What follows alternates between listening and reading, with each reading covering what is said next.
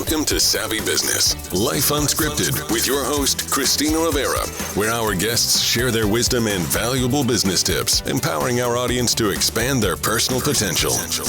Hi, Jonathan Baldock. Welcome to Savvy Broadcasting, Life Unscripted. So grateful to have you here this wonderful Saturday. How are you? I'm doing great. Thanks so much for having me on.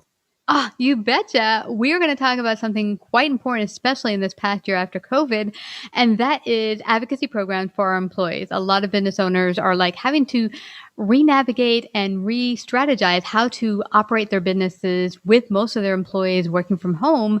How do we re-engage the employees in a real effective way and make them feel like they're part of this community, this business community, but where we all help each other and also are as productive as we can be from our working environments at home. And so before we go there, I want you to share a little bit about your backstory. You used to work with LinkedIn and their Elevate program. You've done a number of wonderful things. Now you're working with Social HP, which stands for Horsepower, socialhp.com, helping people out there. So share a little bit about your background. Yeah, that's right. I was with LinkedIn for almost 10 years. And the first 5.5 years, I was working with LinkedIn's largest global customers building their social media recruitment strategies. So how do they acquire and retain new talent? And so they use various different LinkedIn tools to be able to do that. And then the final 4 and a little bit years while I was at LinkedIn was on the LinkedIn Elevate platform. And LinkedIn Elevate was a social sharing platform, an employee advocacy platform, if you will. And our clients were using it for a few different reasons. One was peer marketing, so building out the top of the marketing funnel and building awareness about the brand. Another was sales, so it would be social selling, getting their salespeople sharing out content, building new leads for them, and giving them an opportunity to be able to book appointments. Another was talent acquisition. So if your employees are sharing the goodness about the company, the open jobs, it's great that your employees are, obviously if they're great people, they're connected to also, more great people with similar skill sets. So drives referrals into the company. And also it helps to actually keep employees around because it's reminding them of all the great things the company is doing. Mm-hmm. And then lastly, about brand reputation. So there are a variety of companies that really utilize LinkedIn and the power of this platform in order to be able to control the narrative and make sure that they were representing their organization in the best possible way. Wow. And that is so important. It's interesting that you say that it helps with brand recognition and for employees to realize what is the company doing and why is it so great to work here? Because you can forget that when you work from home, you have kids running about and you're getting to the nitty gritty. You forget, like, why did I join here? Why is this a great company? And it can get you all re-engaged as a community to realize this is a really awesome company community. And how can we even make it even better? Now, share, what does advocacy programs really mean and how can companies use them? Sure. So, and perhaps before I do that, I'll back it up just a little bit and talk a little bit about the kinds of content that we would look at on a platform like LinkedIn, but it really applies to all platforms. Mm-hmm. So there's 3 different kinds. There's owned, paid, and earned. And owned means your website. It means your LinkedIn company page. It means your corporate Twitter account, your Facebook account, et cetera. Mm-hmm. Paid would mean, hey, you're going to a company like LinkedIn and saying, we want to run this paid campaign. We've got this ad and we've got this program. We want people to click and we want them to do this. And we'll target it. So we want the ad to go in front of these people at these kinds of companies, this industry at this level that have this kind of income or whatever your targeting is. And they run that ad campaign. And then earned is really where I spend my time. And that's on the advocacy platforms. And so that's where you basically, instead of trying to just put a particular message in front of the audience, you have an opportunity to have an ongoing conversation because advocacy platforms at a program will run all year. It's called an evergreen channel. So now you don't have to rush. You can have a conversation. You're not just about putting ads and saying, please click on this and buy our stuff. You're really talking about the company, the people, the industry, thought leadership, news about what's going on. And you might highlight employees and things about what you're doing in the community, not just products and services, but really talking about the whole organization and the value that you bring to the table. That changes the conversation and it allows companies that, over the course of time, we would consider them like the buyer's journey and there's multiple touch points. And I'll give you a quick example. If you're driving down the road and you see a billboard with a BMW on it, you don't just immediately go, well, I guess I've got to buy a BMW now and drive over to a dealership. Even if you're looking for a car, that ad, it might spark your attention, but that doesn't mean you're really going to go run and buy that. So exactly. that conversation has to happen, over a period of time. You get educated. And then when you're ready to make your decision, perhaps BMW's done a great job and they've had enough touch points with you that now they're one of the top brands you would consider. So it's warming up that audience. And so that's really a lot of what these kinds of advocacy programs can do. But for the employees, what it does is it elevates their professional standing.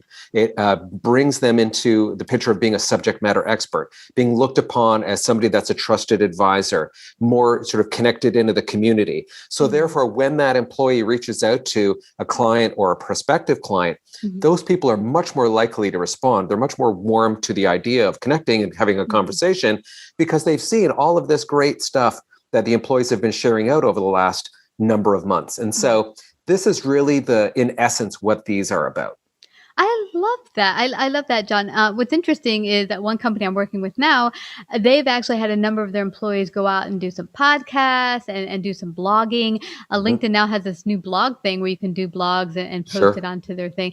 And so it gives a way to actually add value to the marketplace with whatever your skills and talents are as a company, and then for free, but also to get your possible client base to get to know you and, okay, these people are starting to warm on me. I think I could use them for XYZ, because now you're actually beginning to have that digital relationship with them. That's right. You're building a connection from your brand to your prospective clients. Yeah, they now have a feeling about your brand and they understand what you're about, and it humanizes the organization. And then I'll give you a couple of other quick stats. So if you're thinking about salespeople are 70% more likely to hit their sales quota if they're doing social selling, meaning if they're sharing out content, if they're reaching out through people through social networks, et cetera. So it's a big motivation for salespeople to actually take on this kind of a program and get involved. And then if we think about companies, let's take an example of a company that's, say, a smaller company has 50 employees. An average company like that on LinkedIn might have 800 to 1,000 followers, and that includes the 50 people that work there. So if they do a company page update, it'll reach 800 to 1,000 people. If one employee shares that update, they'll reach about 800 people because the average member on LinkedIn has 800 connections. So if you get all 50 employees to share that story, you'll reach 40,000 people, whereas your company will only be able to reach 1,000. So your reach is now 40 times larger through your employees. And then if we think, well, what kind of company might have 40,000 followers? Well, that's a company that has usually around 2,000 employees. So your company of 50 people can now have the same voice, the same strength of message as a company that has 2,000 employees. That's phenomenal. So it's the great equalizer. All you need to do, and there's so few companies that are actually utilizing this kind of technology, and all you need to do is just, find a platform that works best for you and implement it and, deliver the content. You already have stories, you already have things to share. There's lots to talk about in the industry, thought leadership, et cetera, that you can comment on. All you have to do is just take the step. I so love that you're bringing this up. I need to talk to my clients about this, because what's interesting about it is that each of the people working in your particular company will have their own gifts and talents that they're bringing to make your company amazing. And let's highlight those stories. Let's say, okay, accounting are doing XYZ for our clientele, or the design department has brought in XYZ design, and, just for them to highlight their stories. And you know what I find? Here's the thing I find, John, as you said, if salespeople engage with these technologies and ways to socially connect, stories sell for real, because people connect with that. What I find early on, I started my business and I had just put up a logo. I was so proud of my logo. It's gorgeous. It's amazing. I put it on all the social media, and I was doing all these little quotes that I made up that I thought were really kitschy for finance. But I wasn't getting any feedback. And then I took down my logo and I put up my face, and people were like, "It's nice to meet you." Right, of course. So when you really make that person-to-person connection, which a lot of people are scared to do online because they're like, oh, they're scared to put themselves out there. But when you really start to put yourself out there, people connect with people. Absolutely right. Absolutely right. It's a great summation. Yeah, that's absolutely amazing. So now let's say you have 50 people and you're really not Sure. connected with them as a business owner.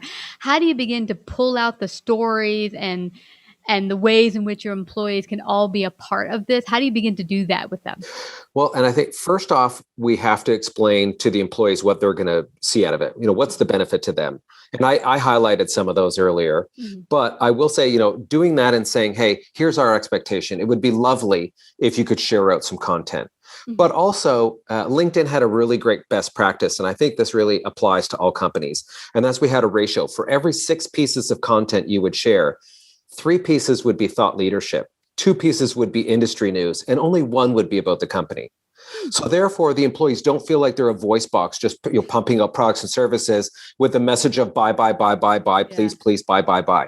So instead, they're sharing out thought leadership, industry news, and then every now and again, company content. Mhm. Also, that lifts the burden on the company, feeling like, oh my gosh, all we have to do is just constantly create these new stories, and we're now under a huge amount of pressure to deliver.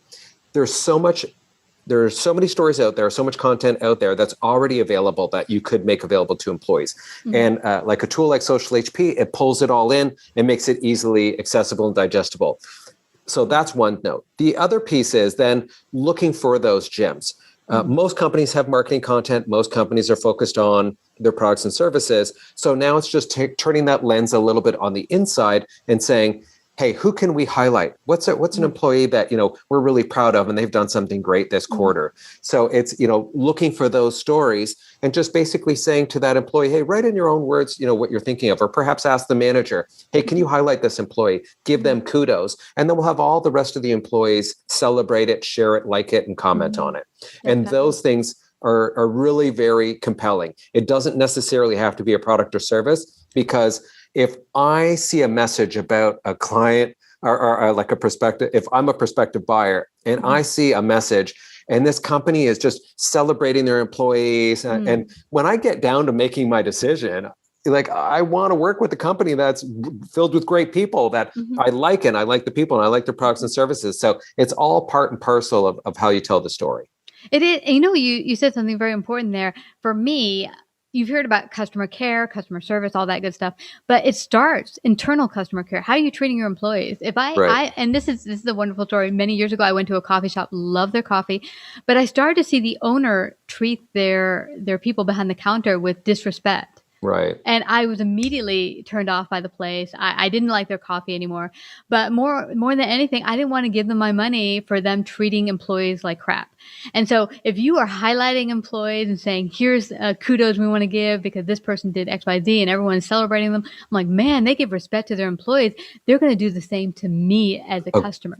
absolutely. What you see is what you should expect, right? What goes around comes around, kind of expression. And so the I think the final point that I would make on this sort of theme is that employees, although even if they raise their hand, they don't want to become a social media marketing expert, and they're also not copywriters.